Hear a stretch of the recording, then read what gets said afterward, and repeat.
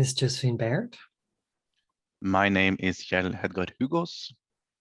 My name is Josefin Westborg. And I am Lynne Bowman.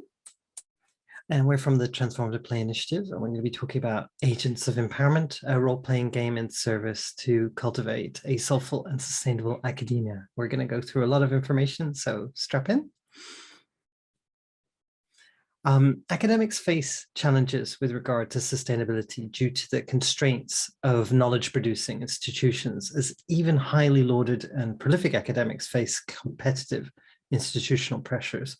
Some potential consequences of this most certainly include perfectionism, obsessive passion, definitely burnout, exhaustion, and a loss of meaning.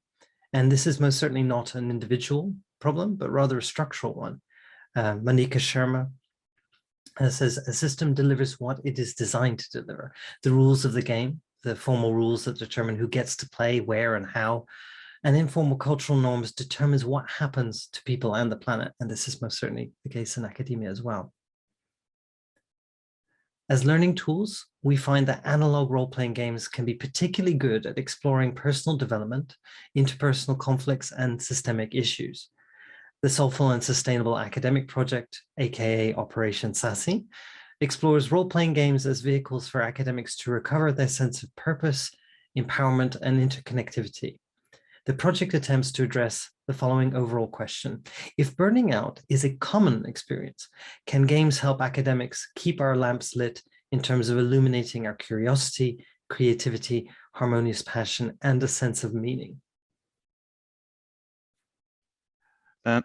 Agents of Empowerment consists of three main parts: a pre-game workshop, a short edu-larp, and then a post-game debrief and integration.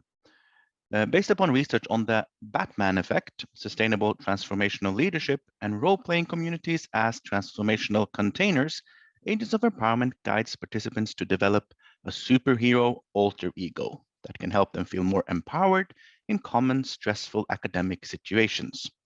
It is a facilitator-heavy game that is purposefully designed for a small group of 3 to 5 players to encourage a deeper experience in a shorter period of time. The pre-game workshop involves somatic experiencing, meditation, character design, and relationship building. Here, the players create their alter ego, as well as a power phrase, symbology, imagery, archetypes, and somatic emotional states that help them activate their superhero power within themselves. They create art and find physical objects to make characters more concrete. And importantly, they also construct fictional relationships with other player characters who have supported them in the past. And so in the game itself, the edu-larp, they play versions of themselves that have activated their superhero alter ego. The story goes that a benevolent agency tells them that they are candidates to form an Avengers-like supergroup that can infiltrate academia, provide support, and cooperate within it. They are then led through a series of simulations in which they face typically stressful academic situations with a non-player character antagonist placing either internal or external pressure on them. We have scenes also within scenes. Participants are asked to activate their superhero. In other words, to slip into somatic states and personality traits conducive to empowerment in these situations, as well as receive support from other characters in their super team. And then post-game. There is a debrief after the LARP where players get to talk about their experience. In addition, there is an hour-long integration session a week after. Throughout this week, participants are asked to try to activate their superhero power in stressful life situations or practice it when they are relaxed. The playtest demographics then.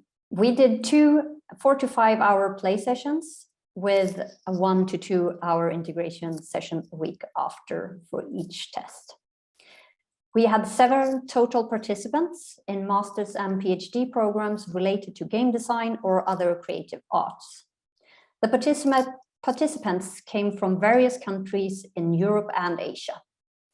6 participants responded to the feedback survey, and all took part in the integration session. We had 4 women and 2 men, And 1/3 were experienced role players, 1/3 had played a few role-playing games, and 1/3 had no previous experience with role-playing games. In the playtests, these are the themes that the players explored in the following scenes.